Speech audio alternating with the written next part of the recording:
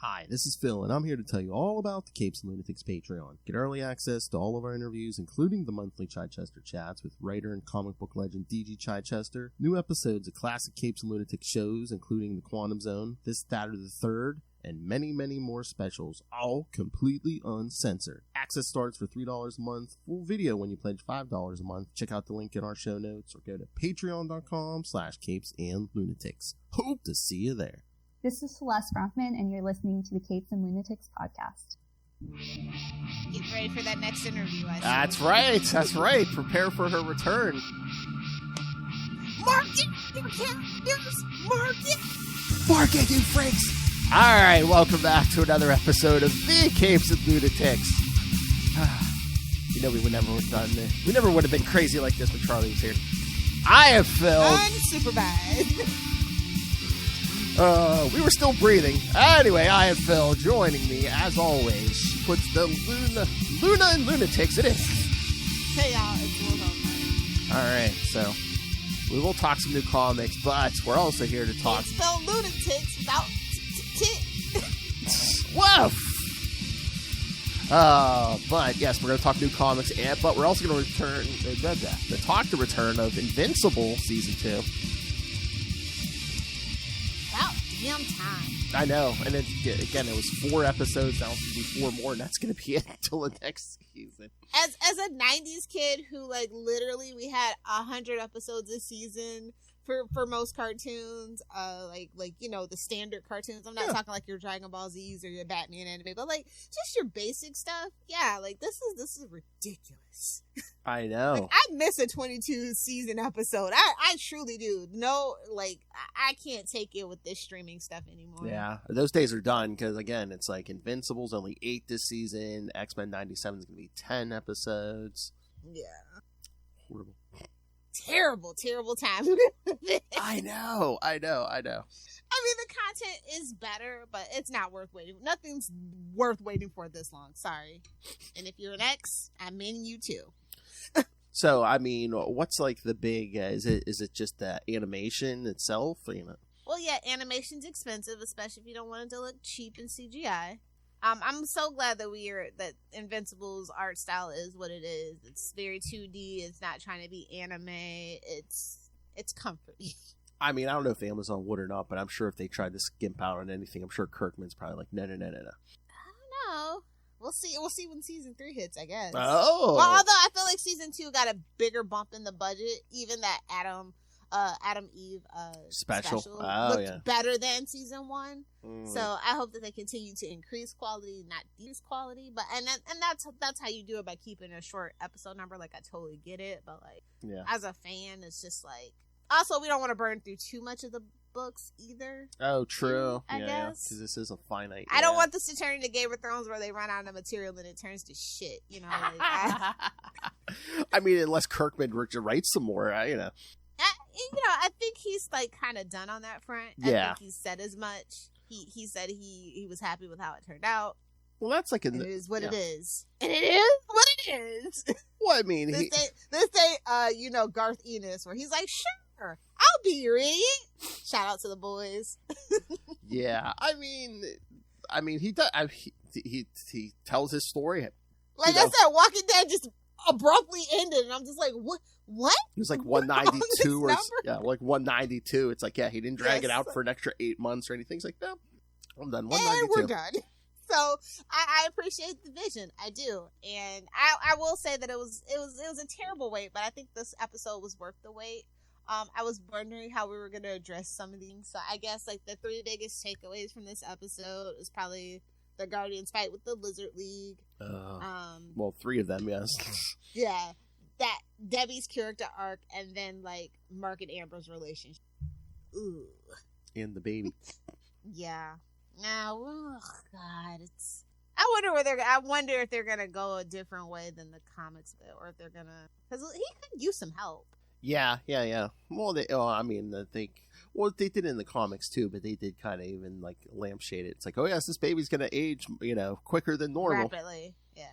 So yeah, I'm curious if I would like to see a different twist on it. I didn't really care for it in the comics, to be kind of honest. Yeah. I think what was he? It's giving Cousin Oliver vibes. Well, I think he wanted to do the sidekick trope, It's like, babes, did we not learn from Dawn and Buffy the Vampire, and more recently, Liam and freaking Teen Wolf? It doesn't work. It doesn't work. I know. Like I said, I think he just wants to play with that trope of the sidekick. Yeah, absolutely. Yeah. I get it. And that wasn't bad. It's just like, Mark's my guy. I don't need no extra, Yeah. And Mark and Amber's relationship, man, I'm afraid for her. I mean, she has, I guess, stuff going on in her personal life that has nothing to do with him. And then just the whole, I'm going to drop everything. I'll see you in a couple months. And yeah, and they're in college. Yeah. It is what it is. And again, if we read the comics, we kind of know what the end game is for him. So, but they filled out his mom's character so much, and it's very much more fulfilling than the comics. So I don't know. So like kind of where we left off, we saw Mark left in critical condition on planet Thraxa.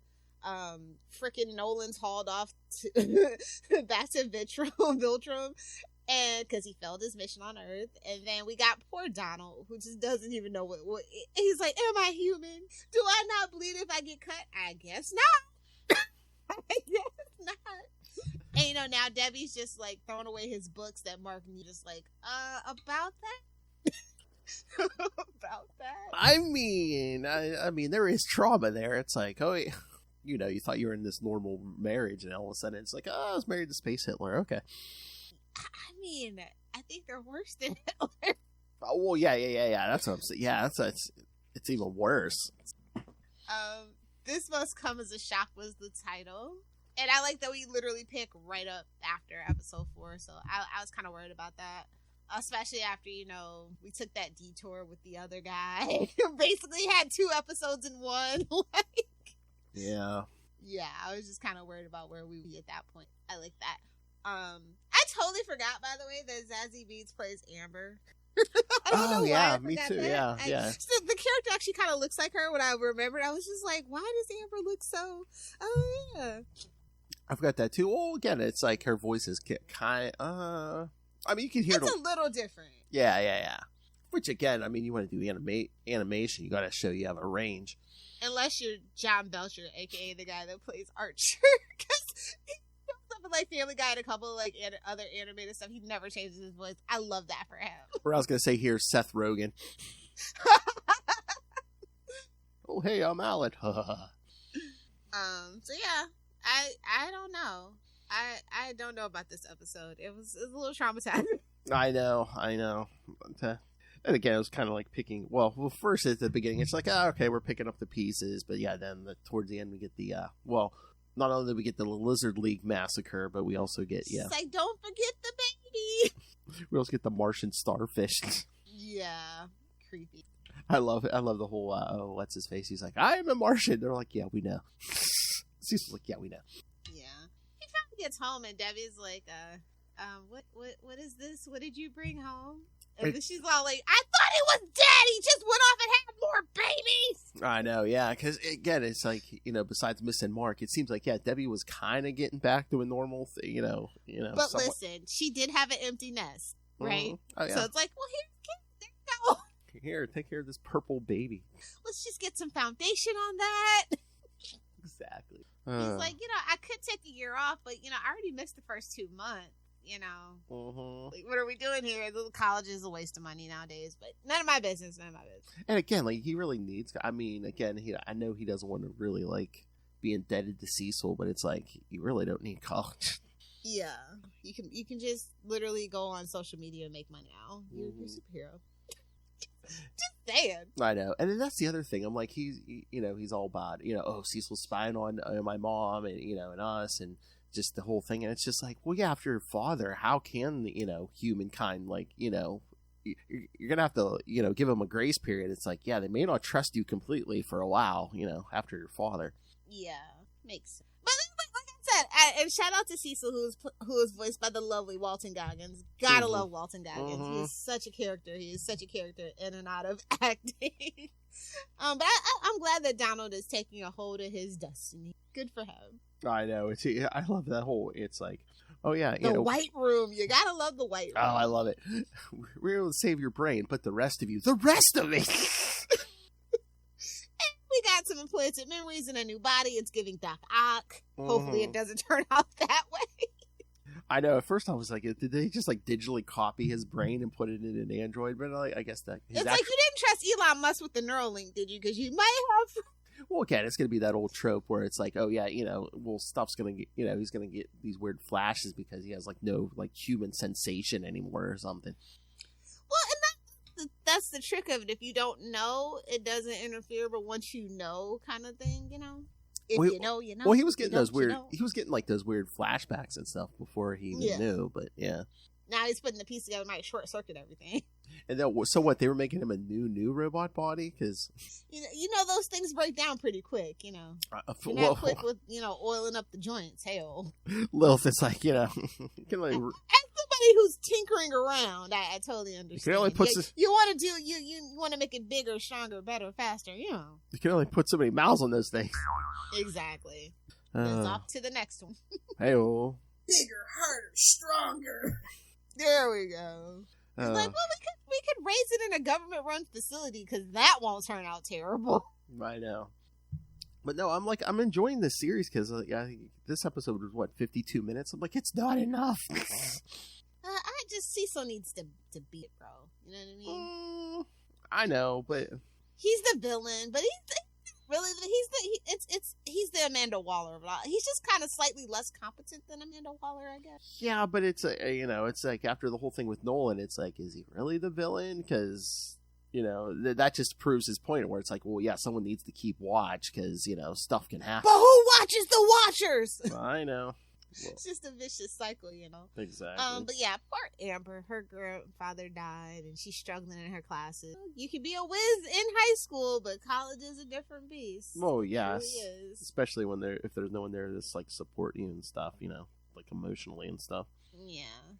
Then we're I wonder when that other thing's gonna I've been waiting for that other shoe to drop since the beginning of the season. What? The actual big bad of the season, I feel like they've taken yeah. And we're still dealing with that whole astronaut Russ Livingston thing. It's a lot. Oh boy, next episode's title is "It's Not That Simple." Never is. You know what they say? Keep it simple, stupid. Bulletproof can go though. I'm kind of already over Bulletproof. No tea, no shade to Jay Farrell. I'm kind of old. I know. What is Bulletproof? I'm like what's the deal with He's up to something, right? I'm trying to remember. Was he up to something in the book? Oh, again, they can always change the script anyway. Yeah, they've already. Yeah, I feel like this isn't exactly Bulletproof from the books at all. At all. Especially end up being like another Martian or something. Something. I don't know. He's like the whole thing about the books. It's so funny. I know. And again, I donated them to charity, of course. You know who gets on my nerves, but I think that's the point of the character, and he all got on my nerves in the book and everything. Is the Immortal. Well, yeah, but rightly so. You know what I mean? Yeah. And again, it seems like in most like pop culture, it's like if you live long enough, you're gonna always end up being a dick. Yeah. So are they gonna get rid of Rex the way they left this episode? Or I don't know. I mean, I don't think that was much of a cliffhanger, by the way. I mean, he dies eventually. I mean, spoilers. I mean, the other two are dead, so are they going to keep... I'm trying to... Oh, it's been a while since I read these. I thought Rex was a pretty popular character, so, TV shows do tweak. Yeah. I'm trying to remember if they did it like this in the book. It's like, I wonder if he's going to get, like... one of his arms is gone, so I wonder if he's going to get, like, a prosthesis for a while, and then... Yeah. Oh, and shout out to Salamander, played by the lovely Phil Lamar. Gotta love Phil Lamar. He's like one of the goats of voice acting and animation. Love that for him. Just one of the goats in general. Yeah, truly. Mad TV. Oh my god! But yeah, the lizards just get coming in. I'm just like, I just hear Lilith screaming, "Not the Serpent Society!" You know it every time they show up, bro. It's exactly what it gives. That's what it's supposed to give. Oh yeah, it's supposed to. Yeah, because Kirkman. Especially when we had that. Was it the cold opener or was it a cold the in one of those endings where they're showing the guy blows it in? I'm the leader now, and I'm like, no, please no. Oh yeah, because I mean Kirkman's such a fan of comics. I'm like, anytime something, such a fan of comics, it's so funny. Anytime something or someone shows up, I'm just like, okay, what's this a montage? What's this a reference? Yeah, what's this? Wait, I didn't understand that reference. Let me rewind. Who's that supposed to be? No, this was a solid. It was a solid mid-season finale premiere. Mm-hmm. We got a lot to cover though in the next couple episodes. I know. We're down to 3 for the rest of the season. So what's crazy is I think Kirkman does such a good job, and this is true of Walking Dead too for the most part, is that he balances heartwarming and gruesome, which is why I think the TV show didn't really connect with as much as it could have, because it really kind of, after the first couple of episodes, kind of lost the plot on that and kind of lost the Kirkman-ness of it all. Are you talking about the first season? Yeah, where I just like, once, if I can't get into the first season, this is why I don't like Agents of S.H.I.E.L.D. Like, it took 17 episodes for it to get good, quote unquote. Yeah, That's debatable. I mean, so it's just like I just couldn't really see the comic that I love so much in the TV. I mean, if you can, I'd start with the second season and go forward. And see, that's what I mean. If I have to start with the second season, it's not a good show. I'm sorry. That's just how I feel. Because that's how I feel. The first season is weird. It was only 6 episodes, and like the ones who lived, I like that. Like if the show was more like that. Yeah, and you started watching it even though it's not done yet. Okay, cool. But the regular Walking Dead, it was so weird because like the first season 6 episodes, and I don't think they knew it was gonna get picked up. Yeah, they're really apprehensive instead of just going all into it. Mm-hmm. And it showed, and that just like I feel like if you don't have faith in your show, why should I? So I was just like, nope. Well, I think they were worried about AMC having faith, but yeah, well, I think once season 2 hits, they're just like, oh yeah, keep pumping them out, because that's like. But still, it's wash, rinse, repeat, and the comic is kind of not as wash, rinse, repeat. Yeah, I guess. But like you could tell, season 2, they're really going for more stuff, and then that's when all the hype machine starts, the after show and all that stuff. Yeah. But yeah, like this show doesn't have that problem at all. I think because he's more heavily involved in things like that, he definitely has a lot more. And the people that I heard that the people that do all the stuff, like he actually was personally and stuff too. Yeah. I think you can tell because I think he kind of battled for some creative control in Walking Dead. Here, you can tell. I think his input is welcome. I think that was definitely part of the contract. Oh yeah, and that's just a part of being in Hollywood and learning the the rules of the road, as it were. Yeah, again, he learned from the Walking Dead stuff, and 2, again, it's Amazon, it's not AMC, so maybe it's just like we welcome your input. Yeah, I don't know. Alan did grow on me a little bit with the post credits. Yeah. Oh, now that he's buff, okay. I'm shallow. It's fine. He's like, took that part there, but he's like, it's a 50-50 chance that I was willing to take. She like, I know. I love that. Freaking Thaddeus. Lilith loves a tall, muscled, one-eyed king. Yes. A solid episode. Mm-hmm. I mean, that is kind of a cliffhanger, too, where, besides the Martian stuff, but the thing with Alan where it's like, Invincible is the key to the whole thing. Oh, duh. Mm-hmm. Oh, yeah. Although, I think I missed the Invincible tag. What was it? What? I can't remember now. You know how every episode. Oh, the title screen. Yeah. I remember one time it took the whole damn episode. It was a quiet one because I think it was like it was like right after his last scene on the on the planet where she's like, oh, you have to take your brother. Yeah. Yes. Okay. Yeah. It was a more quiet one compared to some of them. Yeah. I still like that gimmick. I don't know how I feel about next season, but I still like the gimmick. Like season 1 was really cool though, because all the blood, and then finally, I wonder if they're building. I have to look at the title sequences to see if they're building something like that this season. Mm-hmm. But yeah, it's like quiet little Easter eggs and intricacies to it. Mm-hmm. I like the show a lot. I'm just wondering if eventually here, oh God, what is that? Oh God, hope that's not the season 2 cliffhanger where there's a certain scene from the comics with Mark and a certain female Viltrumite. Yeah. I wonder if they're gonna go there. That might be the season 3 premiere, actually. But we have to see how far they get through in this season. I guess that's what I was gonna say. They wouldn't leave us at the end of a season with that, would they? No, I think they would definitely. That would be a premiere worthy. That would be a dark way to end the season. Yeah, considering it might take 2 or 3 years for season 3. Yeah, I know. People would be rioting in the streets. It'd be at Amazon headquarters with pickets. Oh my god! How dare you! Oh my god! Then like something happens behind the scenes, and they're like, "Oh no, we're not going to make any more episodes." It's like, what? I think this show has a guaranteed 5 seasons. I don't want to really say, but like the ratings are pretty solid. Critically acclaimed too for the most part, which is kind of weird for an animated show. So I was gonna say I always see, and it's cheaper than that Lord of the Rings show they're making. So yeah, I always see good little word of mouth and stuff about online and stuff. So yeah. So I said we got at least 5 seasons because that's kind of like the new norm for contracts and stuff. So. Mm-hmm. And streaming anyway, it's not the standard 7, but like maybe next season we can get some extra episodes, maybe 10. I'm hoping. Oh, that'd be nice, yeah. Especially if you make us wait a while, yeah. Yeah. But they actually did promote this. Like I saw it. Oh yeah. So I was just like, good, that's good. Because like I feel like season 1 they didn't promote enough, to be honest. But it still succeeded, kind of despite that.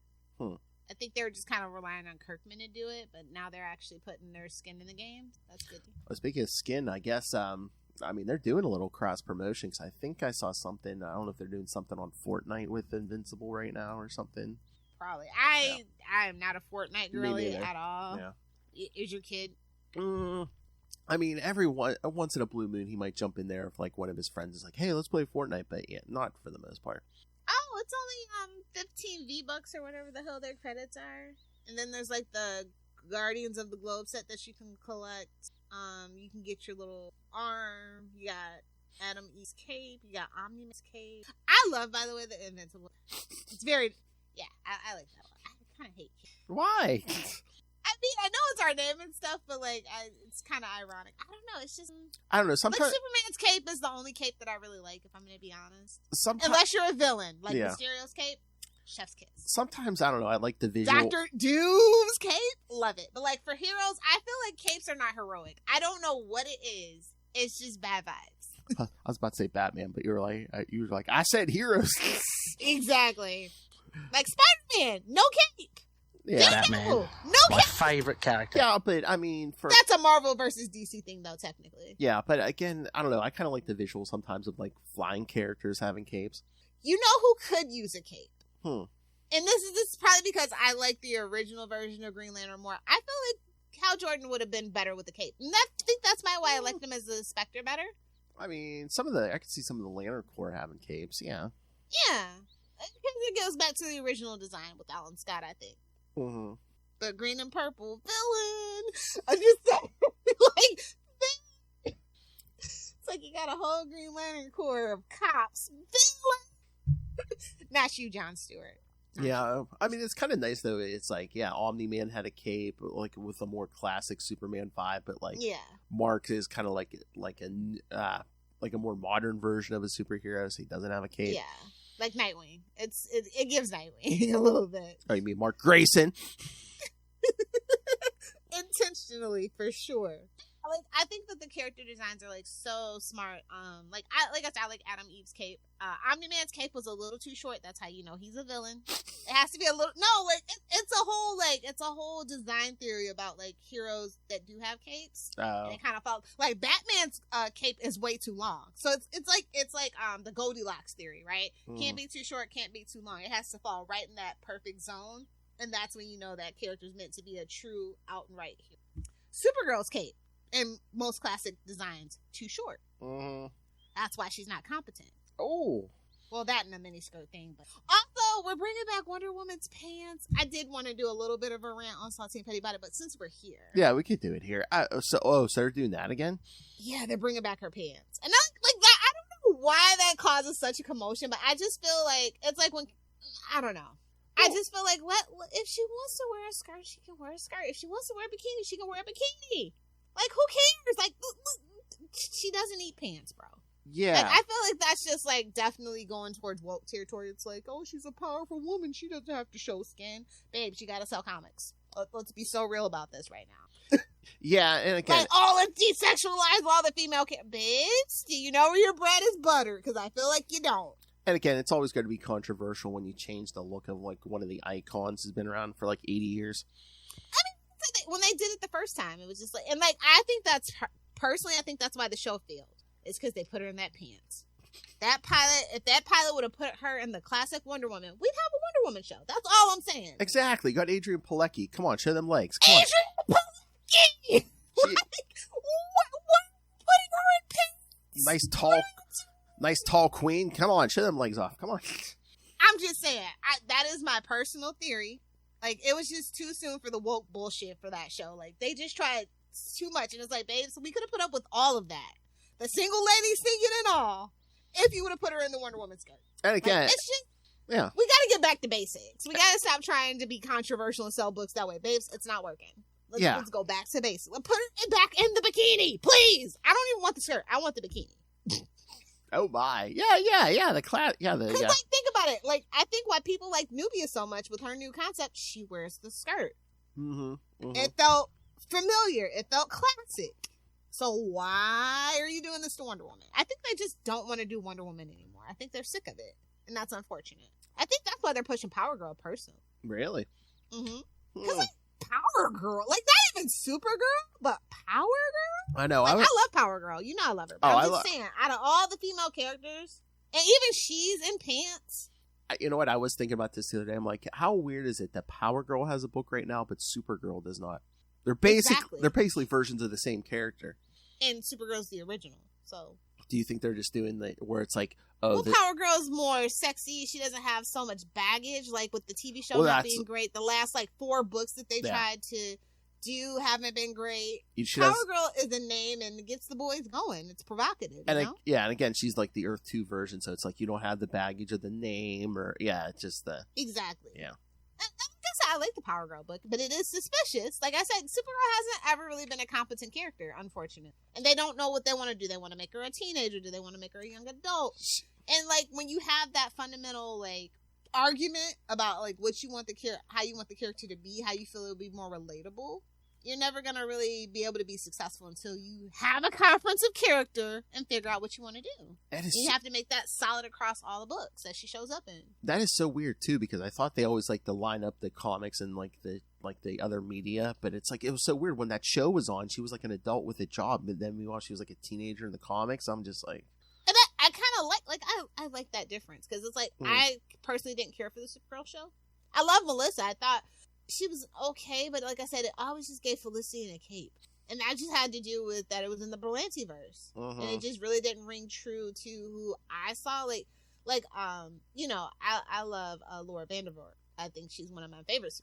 I think that, I think she is the best Supergirl. There, I said it. No tea, no shade to the original Supergirl. I love you, Helen Slater. I think, Laura, so far. And that's saying a lot, because that happened in Smallville. Oh my God, you probably know this, but you know what I just saw on social media this week? That original Supergirl movie. Yeah. I guess they were playing with the idea of, like, putting her in not the classic suit, but the headband one. Yeah. Oh, I saw pictures. Yeah, they had Helen Slater and headband. I'm like, oh my God. It was the 80s. Oh yeah, that's kind of what she was wearing in that era. Yeah.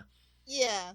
I really hope one day that we will get a better Supergirl movie. That was, like, so unfortunate. Yeah. Because it wasn't even if you know, like, the script wasn't even meant for, like, an actual Supergirl script. That's why it's so weird like that. They just kind of slept in it. Yeah. So that's on an anniversary this year, isn't it? Oh, I think so. Yeah, wasn't that 80? Yeah, 84, right? I think so. Here, let's look this up. But should we rip the shit out of it? Yeah, I was gonna say, where can I watch that? But yeah. Oh, that's November. Oh, Thanksgiving. We should do it for Thanksgiving. Okay, we do it here or on Salty? Yeah, let's do it here. Okay. For the week of Thanksgiving, we'll do that. Yes. Okay. Here's a turkey. Yes, you beat me to it. You know, we have to keep with our gobble gobble theme, so there we go. Oh, yes. Gobble gobble. Yes, we must do that. I just have to figure out where to watch it. And I'd still rather watch this than the Fantastic Foreskin movie.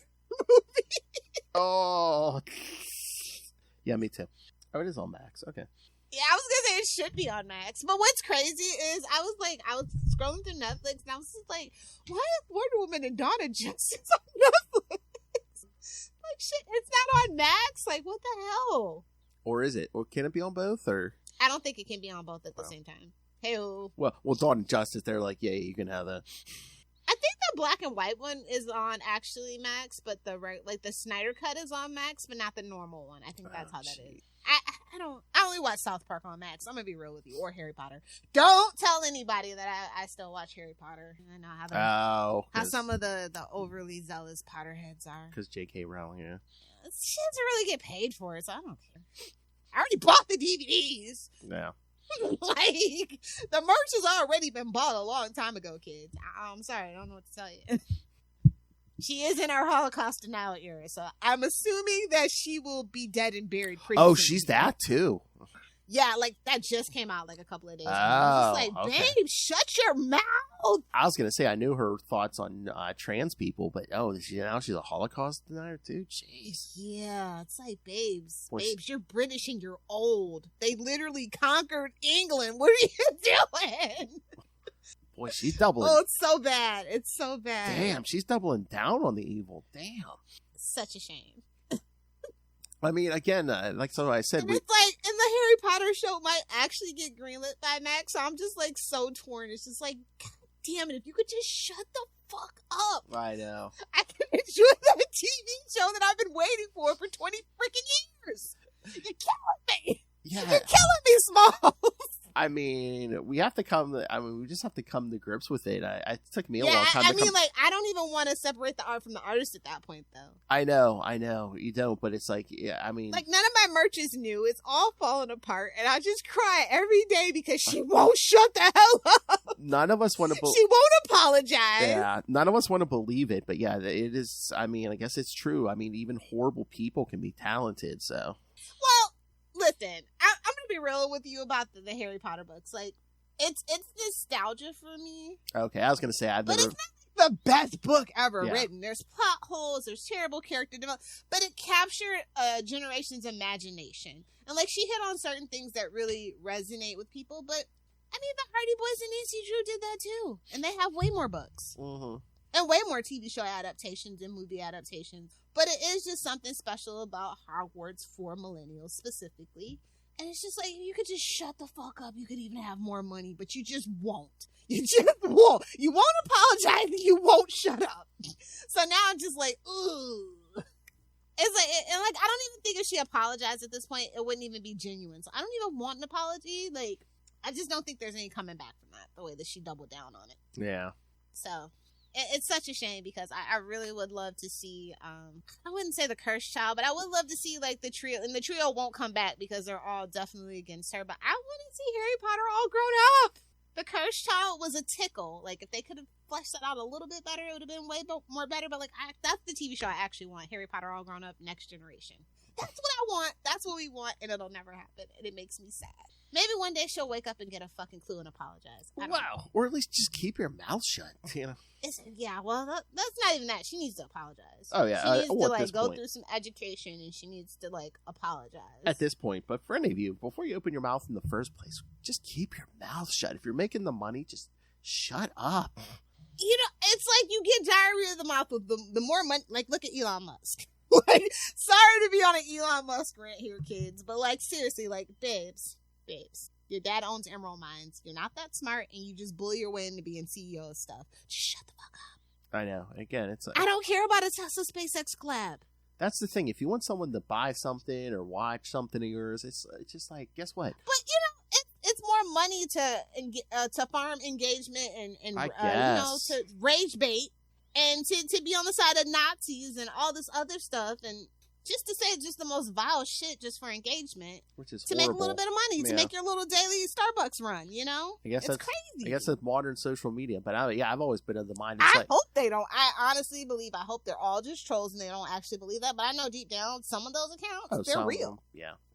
A lot of those accounts are real. And that's what's scary. I don't know. Yeah, I just always thought it's like, if you want people to buy your product, we shouldn't know your politics because, you know. Exactly. Like, look at Bill Cosby. The minute he opened his mouth. Well, here comes Hannibal Buress. Well, I guess you should keep your pants pulled up too, shouldn't you? I'm just saying. Decades. It was an open secret. Nobody knew. But he just had to make his input about it. And done. Are there comics you want to talk about since we're kind of done with Invincible stuff? Yeah, we did Invincible. We did Lilith's weekly Elon Musk rant. Put that on your bingo cards, kids. You might want to make that your center square. Circle gets the square. Take the Seinfeld reference off. Put that in the center square. Oh, yeah, I don't know about comics, but did you see the announcement of the new X books coming this summer? Oh, I did. Yeah. I don't know if we should. About time. I mean, it's only been like 6 years. Yeah. But did you see? It's like, three main X-Men books. One by Gail Simone, one by Jed McKay, and then who's the third one? But I was like, ooh, Gail, ooh, Jed. I'm like, okay. Yeah, they had some pretty good things. So we got what? And that's like, we'll get a preview of that on Free Comic Book Day. Like, it's Blood Hunt and X-Men #1. And then I think that 700 issue of Uncanny X-Men. Oh, yeah, that's basically where it kind of kicks off with Simone and McKay's stories. Yeah, and they're basically wrapping up Krakoa's stuff, yeah. Yeah, so we'll have X-Men #1, Uncanny X-Men #1, and Exceptional X-Men. I'm kind of excited about Exceptional X-Men #1 because, like, that's obviously a new title, you know. Yeah. Oh yeah. Yeah. Except because it looks like an Emma Frost something like. Yeah, and I'm glad that I like Emma Frost, actually. I mean, I don't really like how they kind of were shoving her in all that Hellfire Gala stuff, but, like, I actually like her as a character. I think she's one of the most fleshed out villains within the X-Men world, and I wouldn't even say she's a villain at this point. She's like an anti-hero at this, yeah. What it is Exceptional X-Men is Ewing and Canero. Yes. Which we were just kind of talking about him with the That's why I'm so excited. With this week's amazing. And then the Uncanny is Simone and Marquez, and the regular X-Men book is McKay. I hope we get Alpha Flight in there somehow, some way. Oh, yeah. Oh, yeah. I'm sure. And then we have Phoenix, X-Factor, we have a Storm book, a Wolverine book, X-Force, and Nyx as well. As some supplemental X-Men. Yeah, that's what I want to see. Because, again, you kind of know who's going to be Phoenix, Storm, and Wolverine. But I want to see the lineups for X-Factor and X-Force. X-Factor and X-Force, yeah. I wonder if they're going to keep it classic. Oh, Ray would be me and Ray and Justin, a bunch of us would be chomping at the bit if they do that X-Force team with, like, Havoc and Polaris. Oh, yeah. Yeah. Oh, yeah, we can do a classic X-Force with Cable again. And I think X-Factor can be the wild card at this point. Oh, yeah. I'd love to see them do something new with X-Factor, actually. But X-Force, I feel like has to be the classic one. Well, it's been a long time since we saw those guys together. You know? Yeah. But I think we're going to have a more classic model for a while because, again... Because of the TV show. Yeah. 97, yeah. I told you people, Krakoa was going to come to an end either when the movie came out or that animated series came out. I told you. Yeah, but I hope, like, this is, like, a resurgence. Like, I hope the animated show, like, brings kids into reading X-Men, because I feel like we can forget about all the stuff that happened. Like, we were just kind of treading water. And like I said, Marauders was, like, the most original book that they had, which is why I was reading it. Everything else was just, like, just treading water and so stale and so stupid and repetitive. Like, I am so ready for new X books. I mean, I've been saying the Krakoa stuff needs to come to an end, and I just didn't have anything else. I just hope it was organic and not just we have to change because of the TV show. No, it definitely wasn't. It's corporate synergy, but I like the names behind all the books. Yes. So I have a lot of faith. Yes. So I feel like they were like the main book was just kind of like the main books were kind of just treading water, but they knew that this was coming. So I feel like all this was in the pipeline, just waiting for everything to line up. Because I feel like the X-Men show actually got affected by COVID. So we were supposed to have it like sooner than this. Oh, yeah. So that kind of forced a couple of extra issues and stuff. But like they did have this in the pipeline. It's kind of clear.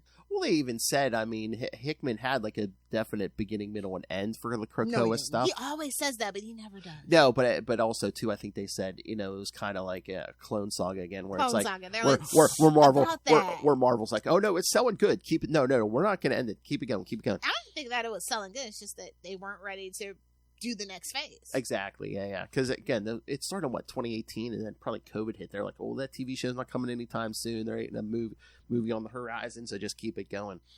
Yeah, but it's pretty exciting. I'm looking forward to it. But I will say, the more that I look at the animation, I wish it was a little more like I feel like they tried to recapture the old TV show a little too much. I wanted it to be just a little bit more updated because, like, I feel like the blues are a little too gray and the yellows don't pop enough. Like, because we're in 4K now, babes. You know what I mean? Yeah, I think they're trying That's my one thing. So hopefully when it gets to season 2, they'll like up the production of it and just kind of come into their own art style and instead of trying to imitate. I guess. Well, I think they're trying really hard for people. They want you to look at it and just right away think, "Oh yeah, it looks just like the '90s." Well, it's like, yeah, but I don't want it to. That like I said, need to be just updated a little bit. Well, more yeah, technology and everything has come so far. It's like, yeah. I like the 2D. I'm glad that it's not CGI or that. Like as much as I love X-Men Evolution, I really hated that art style. But the stories were so freaking good that I couldn't even help it. So yeah. Oh wait, I was gonna. Did you see one of the episodes? I think it's Life, Death. So they're gonna do that Forge and Storm story. Yeah, I saw that. Yeah. Which is good. Mm-hmm. Oh yeah. Well, yeah, but I was going to say, Jed's slowly taking over there because Jed's writing Avengers now. He's about to be that guy. Now he's going to be writing he's writing the X-Men, Avengers. So yeah, he's that guy. When you write both of those books, you're that guy. And he's the one of Moon Knight and Doctor Strange. So I mean, he's kind of all he needs is a Spider-Man book. He's basically completed his takeover. Dan better watch his back. I did. We never did get to talk about Women of Marvel #1, or did we? Wait, what? Which one? Women of Marvel #1. Oh no, I don't think the one that came out. Yeah, that was pretty cool. I did not, but yeah, it had like Gail Simone, Celeste Bronfman, Erica Schultz, Sarah Brennan.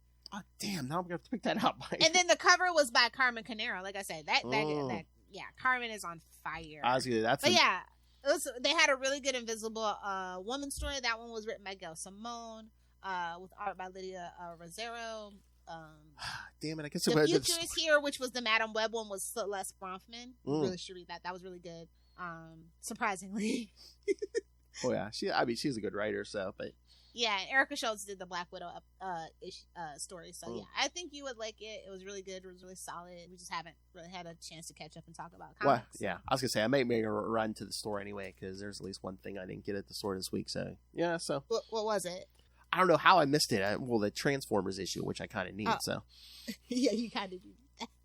Probably like for tomorrow or tonight. No, next weekend. So okay. Yeah, I just wanted to plug that. There was also a good Scarlet Witch one too. Okay. So yeah, I just wanted to mention. But yeah, all those creator names you mentioned, I was like, oh man, now I gotta get this thing. Yeah, you should have it, definitely. No. And like, I kind of wish they hadn't pitched it as like Women of Marvel, because you know how like polarizing that can be, unfortunately, nowadays. I wish they came up with like a better title for it, but it is what it is. And I think all the stories are really solid, and the writers are worth checking out. If you've never read a book story, I don't know how you can go your whole life if you're a comic book nerd and not read a story by Gail Simone, but it's a great introductory story, I think, if you've never read a Gail Simone or Erica Schultz story. Like I said, the cover was exactly. I know I've mentioned this to you before, but if you checked out Avengers Twilight at all? No, I don't like Avengers. I know, but like I said, it's Chip, and it's kind of like his Marvel version of Kingdom Come. There's only one Kingdom Come, and there's no good that can come from a Marvel version. Sorry. I know. As much as I love Chip, that's my personal opinion. Keep saying it, that just makes me less interested, to be quite sorry. I did pick up Ultimate Black Panther #2 though. Oh yes, I got that. Yes. Brian Hill. Mm-hmm. Friend of the show, if you want to find the drop, feel free. Oh yeah, because that's what I was thinking. Maybe I should reach out to him again, see if he wants to talk some Ultimate Black Panther. There's something about Moon Knight or Wakanda that just feels wrong but hilarious. This is Brian Edward Hill, and you're listening to the Capes and Lunatics podcast. Yeah, I was gonna say I might have to reach out and ask him about an interview about this. Cause, yeah, hey, Moon Knight as a villain. Yeah, that sounds about right. No, that's about right. I think everybody can kind of accept. What the F? But yeah, it's political intrigue. Like I've always kind of wanted. Like I felt like that had been on the back burner for a long time, absently. And it's like, yeah, he's a king. There's always political royal intrigue, you know. Yeah, because in the regular Black Panther book, he's kind of in exile. So yeah, unfortunately. Yeah. That's the take. I was like, stop trying to make him Batman. Yeah. Batman doesn't even work as Batman anymore. Oh, Batman, my favorite character. But again, I was going to say, are they going to pull in Ultimate Spider-Man here? Or are they going to actually let him and Storm get married and, like, you know, have kids and, you know, basically stay together indefinitely? I think a lot of the fans would like to see that. But at the same time, like, I feel like it's kind of a small minority. I feel like Storm fans, they like that. story, but they don't, like, a lot of people feel like they only bring up Storm in that context. Like normies only bring out that Storm and T'Challa, like that. Like, Storm is, like, a literal goddess and queen on her own. Mm-hmm. And she don't need no man kind of thing. But I liked their marriage. I liked when they took over for the Fantastic Four. I would love for the Ultimate Black Panther to kind of do that again, too, with a different twist. There's a lot of cool things that those two could do together. So, like, just Black Panther in an Ultimate Universe, like, Brian's got a great imagination, a great understanding and love of the characters that he chooses to write for. So, like, the Blade book is really good, too. So, like, maybe we get an Ultimate Blade. Just gonna manifest that. No, you know what? I was gonna say, if not before, if that movie or whatever comes out, yeah. if it happens. Didn't they cancel a couple of movies? I don't know if they canceled stuff or they pushed stuff back. I know people are still, well, I saw a few people saying, you know, are we still getting Ironheart? Or... I don't think we're still getting Ironheart. I think they got spooked after some of the last movies. Well, Ironheart should have been a show, and freaking Secret Invasion should have been a movie. So yeah, exactly. Yeah, she should have got the show. You give Sam Jackson the movie. Come on. It's so stupid. It's like what we were all waiting for. Like, people love Nick Fury, whether black or white Nick Fury. Like, especially, but people love Sam Jackson. So it's like, you're so stupid for making it. One of the very, very frequent missteps they've made since the end of these sagas. Yeah. Unfortunate. But I like this book a lot. I was surprised. I'm not like a real actual big Black Panther fan, actually. I like the movies. I think the movies are some of the best that Marvel's done. But like the book, like the old Black Panther stuff, just didn't ever really sit right with me until they actually got people of color writing the book. So yeah, I was gonna say those original ones. It's old white guys writing that. Yeah, it's giving, you know, white savior fantasy to be perfectly honest. And it's weird because, you know, he shows up in Fantastic Four and that whole thing. So it's just kind of like weird that I didn't really like Black Panther comics. But yeah, I recommend that book if you're not reading. Oh yeah, definitely. Yeah, I was gonna say that and Ultimate Spider-Man. Yeah, those two are. I think the Ultimate line though, they just need to make a full Ultimate line at this point. Well, do you think they're slowly rolling it out? Because I mean, we have 3 books already, and then you think eventually they're gonna roll out more. What's the third Ultimate? X-Men. Oh yeah, I don't like that one. But... you know what? I didn't even pick it up because again, I just looked at the art. I'm like, that's not my cup of tea. And then it's like, really don't get any of the classic characters. I'm just like... Yeah, I looked at the cover when I was like... That's why I was like, wait, there's a third... Oh, yeah. I'm like, yeah, put it out, but maybe don't slap the name X-Men. I get why you slap the name X-Men on it, but I'm like, maybe just don't slap the name X-Men on it. Damaging the brand! I'm just like... A little bit of bait and switch there. Especially with, like, X-Men 97 coming out. I'm like, why wouldn't you do, like, an updated, like, Ultimate X-Men? Well, because they're bringing out the regular... You know what I mean? Yeah, but I mean, you could do that too.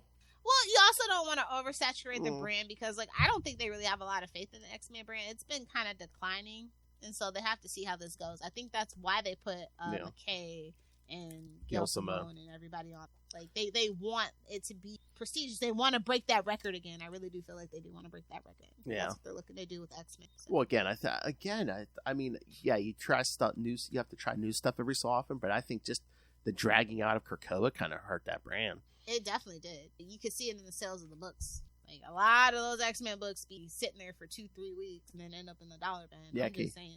I go to 3 different comic books on a regular and a lot of other comic book play. I see a lot of those books in the 50-cent dollar bin. I'm just saying, after like a month or 2 months or whatever it is. I do.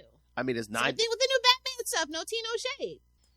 I mean, as 90s kids, can you imagine a day when there's X-Men books still sitting there?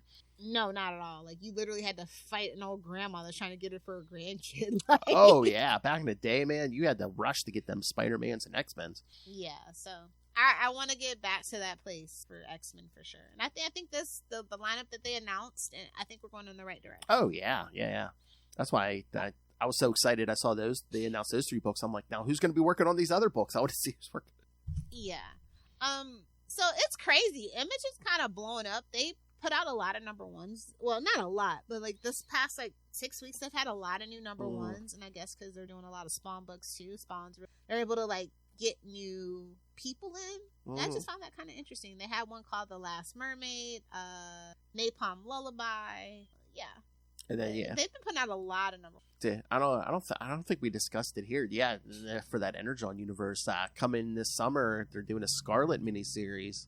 Yeah. By Kelly Thompson, friend of the show, Kelly Thompson. Yeah, I saw that. Yeah. Yeah. Definitely would love to get her back to pick her brain about that. She's coming. I already contacted her, so. Oh, cool. I think we might do it on an Energon Universe if you want to join us. I was like, I'll just be in the chat then. I'll let you nerd babies be. She's scared of the boys. Watch me get her on here. You're scared of them, aren't you? She'll be like, no. They're scared of me. It's okay. Well, who isn't? As they should be. Oh yeah, we kind of already. How are you feeling about Ghost Rider Shadow Vengeance? Did you pick that up? I did pick it up. By Ben Percy. It was a lot of setup. It was basically Zarathos leaves Johnny Blaze. He's looking for a new host, and then at the end of the book, he comes across. It was extra size, so at least the $5 was worth it. Yeah. But it wasn't. And I did like the art by Danny Kim. Oh yes, I thought it was an improvement. Yeah, the art's very good. Yes, but it was just Zarathos wandering around trying to find a new host and stuff. But then at the end, and you knew it was coming because we can't keep a secret in comics anymore. Yes, he lights on the hood. Yes, they bend his character, kids. So I'll have to see where that goes. Yeah. So are they trying a thing now where they're like grafting some of these like brands onto villains? Because so now the Hood's the Ghost Rider. We still don't know who Moon Knight is. The new Moon Knight is in Vengeance of the Moon Knight. So just really got a hard on for the word vengeance. It's almost like they're trying to be Batman. Well, I mean, Batman. Well, he was selling. Is he still selling books? Batman, my favorite character. He's got to be. There's like 30 Batman books in the lineup. Always. I mean, like, it's crazy. Like, I think we both were shocked. There was, like, we were, like, talking comics, and there was, like, not a Batman book out. We were like, what the hell? It was, like, not too long ago, too. Remember? We were just like, that's so weird. There's not a Batman book. It's probably more of a shipping issue than a thing. Shipping issue, yes. Oh, we do have a Batman show, but it's like, did you read that? I'm sure are you current on the regular Batman book, that Joker Year One? We kind of talked about it, but we kind of talked about it, but like we don't need to. I was gonna say that really was nothing. Yeah, it's a big nothing burger. I think the most interesting book that has potential is Red Hood the Hill. Personally, I think that's the most like within the like that's not like a well established. You know what I mean? Like I think it has the potential. I just hope it lives up to its potential. Because I like the character of Red Hood. I like Jason. Since he came back alive, Jason's been the best like peripheral characters in the Bat family, especially in the last couple of years. I mean, I'm still pissed about that. I'm still pissed about like you had Bizarro and Artemis and you blew your load, bro. Like I'm still upset about it. Like we need another Dark Trinity. I mean, I know the Trinity's dark enough on its own right now. Superman's kind of making a comeback. Wonder Woman. She's kind of like chaotic neutral. And Batman is just completely too far gone to work with anybody unless it's World's Finest, which technically isn't in continuity. Yes. Yeah. Oh. We could use a Dark Trinity. Exactly. I don't care if it's freaking John Constantine, Zatanna, and Dr. Fate. Something. We need a Dark Trinity. Yeah. Again, but I'd be for that. Our OG original Dark Trinity. Yeah. Yeah. It's just, I don't know. Although, he's a mess right now. Yeah. How are you feeling about Speed Force? I have been reading it. It's on issue 5, so. I have been reading it. Oh, really? Yeah. Oh, okay. How do you feel? I just randomly picked it up. Okay. Issue 5, so. Oh, I thought you were. It's giving old school Star Labs, like bad, evil vibes, and I kind of like that. Oh, really? But they were dealing with like the holographic versions of themselves this issue. Not like my favorite concept, but I just kind of all the young kids in Keystone City, being badasses and making quips. It's cute. Mm-hmm. I like the artwork a lot too. So, but yeah, like I said, the holographic versions. If you know, I don't really. Oh yeah. But Avery and Wallace are kind of cute together. So. Yeah, I don't know what it was about that book. I remember it came out. I was like, I don't know if I enjoy this. Like, I'm enjoying the regular Flash book. The Jay Garrick book is. Oh yeah, obviously. Yeah. Jay Garrick. But no, like I said, I just randomly picked it up. The cover looked really good, so I was just like, oh, yeah, no, Wallace are actually really cute together. I like it. Little speedster team. Mm-hmm. It's given Speed Twin. I don't think that book's too long for this world though. I saw all 5 issues kind of still there on the shelves, not really touched in a couple of stores. That's the other thing. I was like, is this an ongoing? Is it a mini series? They'll never tell you anymore. No, never anymore. I think that's been a trend. I'm just like, I don't know if this is like, I'm more inclined to pick it up if it's a miniseries as opposed to an ongoing. My wallet thanks me when it's a miniseries. I mean, they should come out, just be honest, be like, okay, we're gonna guarantee you 5 issues. Okay, if it sells, we'll keep going. If not, it's a miniseries. I think they don't want to look like, losers. Yeah, well, too late on that front, DC, but still. Yeah, I don't think it's a good look, and I don't think like the retailers would like that too much either, personally. So I think that's why they've been kind of playing it by ear, both Marvel and yeah. That's just a new trend. I think like after that Poison Ivy thing, I think they realized maybe we just shut the hell up and just let the fans do their. Yeah. Oh, I don't know. You're probably not reading it, but Immortal Thor number 8. Yeah, no. Okay. Yeah, no. It's good because who's writing that? That's Al. That's Al Ewing. See, I figure if it's an Immortal title, usually it's Al. So I'm just like, how is it? Like, is it body horror? Like, what's going on there? Not all the time. It's it's more getting into higher powers and stuff, and just the stuff that we don't like about his Venom stuff, that it's too cosmic. It kind of works here. Well, I would hope Thor is cosmic. Yeah. Well, a lot of times I don't even like some of the cosmic sides of Thor, but I mean, yeah, I do like when Al does it, and this one Thor goes to visit his mother, Gaia.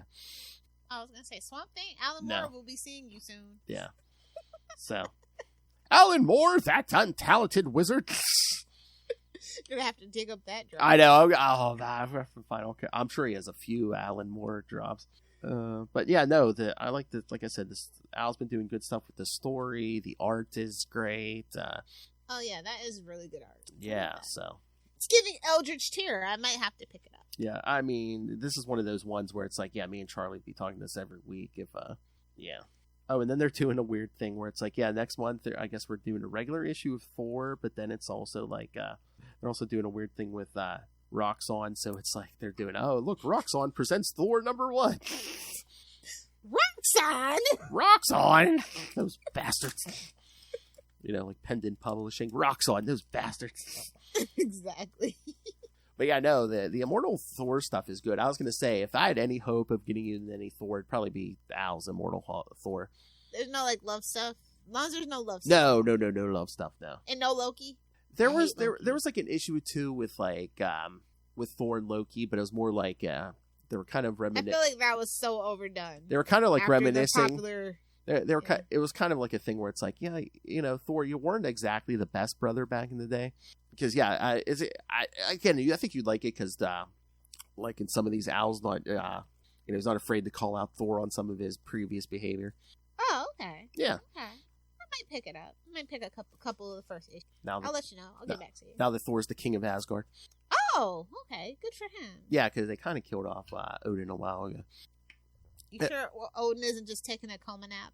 Well, or is he dead? Well, we know how death is in comics, but yes, no. Because I feel like Thor being the king of Asgard can't last long. Like, it's not meant to be like, say, like a Black Panther. Like, I just feel like that's not where. Yeah.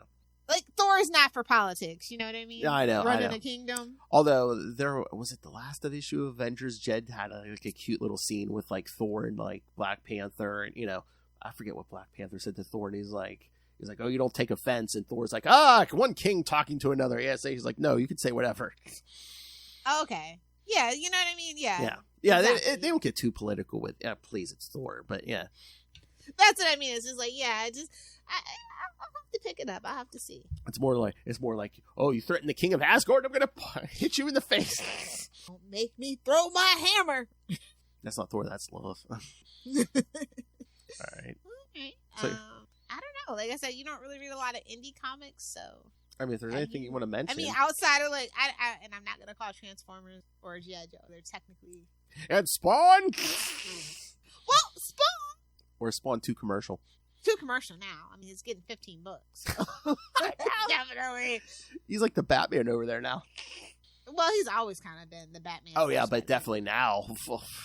McFarlane's resting his house on Spawn. Well, yeah. And I guess that movie's still coming someday. Maybe.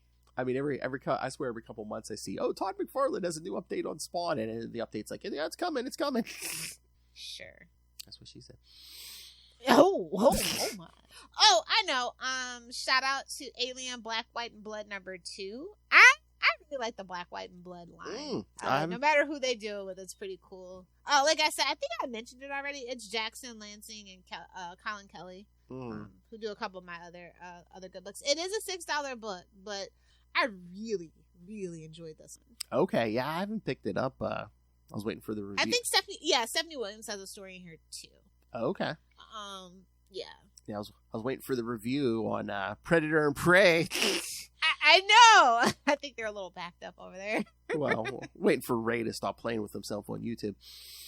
First it was Snap, now it's that damn YouTube. He's playing Snap on YouTube now. That's what it is. He's like, I'm gonna make money now. His obsession has now grown. His addiction is just taking a new form. Yeah. Oh yeah. Paul Jenkins also writes a story in this one too. So yeah, it's really solid. I like it. I like any Black, White, and Blood they did that. Like the fact that they did it for Alien, I love that like Marvel bought Fox and now basically Xenomorph is a princess. Oh yeah, they're really trying to weave that in because he was like tied into Wolverine's origin and now they're doing the Black, White, and Blood stuff. Yeah, I find it super interesting what they're doing. Next thing you know, that might be with the symbiote's homeworld. Oh God, yeah. Oh my God, the original symbiote homeworld. Thousands of years ago, there was a war between the xenomorphs and the symbiotes. You know it's coming. Mark my words. Mark them. So yeah, on that note, I guess not really much else to really talk about. Okay, but I know coming up soon. Yes, like I said, well, the Celeste Bronfman interview. Lilith and I would jump on here so often. So yeah, we have. What movie do we have coming up next? It's not until the summer, right? I mean, if you mean superhero movie, I think is it Deadpool and Wolverine's the next one? Yeah, I think so. Yeah, so that's like or is it July? A Sony movie? I can't tell anymore. Well, I know Craven's coming, but I think that's towards the end of the year. I think. Okay. And Venom, I think, but those I think, like I said, I think those are on the back half of the year. Okay. So yeah.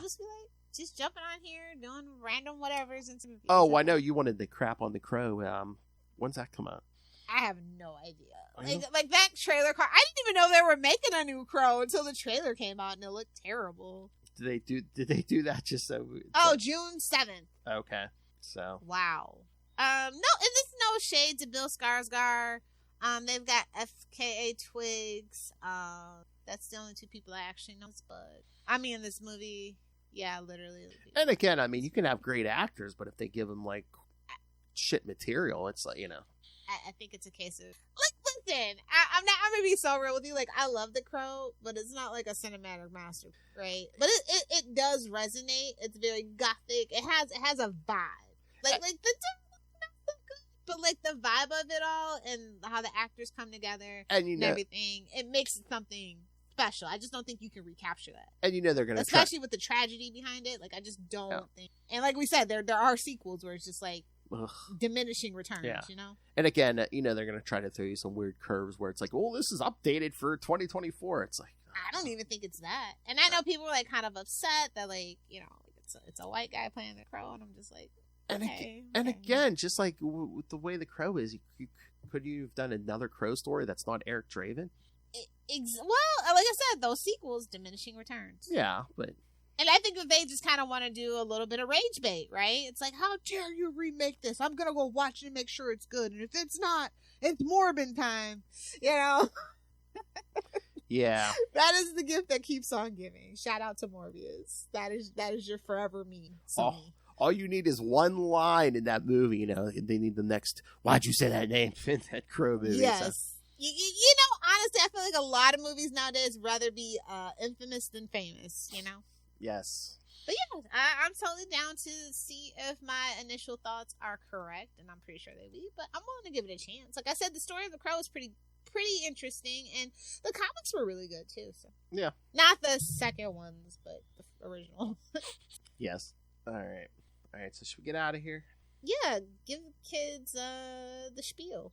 All right, well, I kind of did. All right, so send us your thoughts. Again, send your questions for Celeste Bronfman, because we're going to talk to her about Jackpot and Black Cat #1. Ooh, fancy. That's right. So, Or if you want to come on and be interviewed, or you're a creator, reach out. Email us, CapesandLunatics@gmail.com, or call the voicemail 614. We do regular books too. Yes, yeah. Oh yeah. If you're any kind of creator, reach out. We'll probably talk to you. 614-382-2737. That's 614-38-CAPES. And remember, you can find all things Capes and Lunatics, episodes, social media, merchandise. Again, buy the shirts, buy the phone cases. Cover your nips and have a sip. Hey, again, Rain ran the money on us through the Cash App link. Make it rain. And, of course, the Patreon, where if you subscribe, you not only get the new content, you get all the backlog of all the old content on Patreon. Hell, there's still Star Trek stuff on there. There's still the worst superhero movie brackets on there. So, so go honor Charlie Esser and watch his topless videos. Again, Lilith and I reviewed the AVN Awards in February, and then in the next episode is going to be Lilith Hellfire's conspiracy theories. I'm just going to pull a theory out of the fishbowl, and we'll see what happens. Yes, pull a theory out of the fishbowl. All right. So find out everything I just mentioned at tubespace.io/Capes and Lunatics Podcast Network. It's tubespace.io/Capes and Lunatics Podcast Network. More vicious and brutal than ever. All right. Lilith Hellfire. Find her on the Facebook once a month when they during the lunar eclipse or the solar eclipse. Which one's coming? Yeah, the solar eclipse. Just what I always wanted in a man. Whoa. So, don't want to promote your Facebook, Lilith? You're just like, yeah. No, it's fine. You did a good job. Don't worry about it. Actually, no. You're not getting the TikTok ever again. So. What? I told you TikTok is for strangers, not friends and family. Oh my god! Oh my god! I want to know what she's doing on that TikTok. It's only for strangers. All right. Come on, send me the link. All right, kids, for another week, we have been to your Capes. Ampersand Lunatics! Yay. So we're excited. Yeah, we did it. I just need a montage of everybody else on the team going, Ampersand. All right, so yeah, keep sending us question mark? Keep sending us your thoughts on new comics, anything you want us to cover, any interviews. Until next time, catch ya. Boing. The pouch?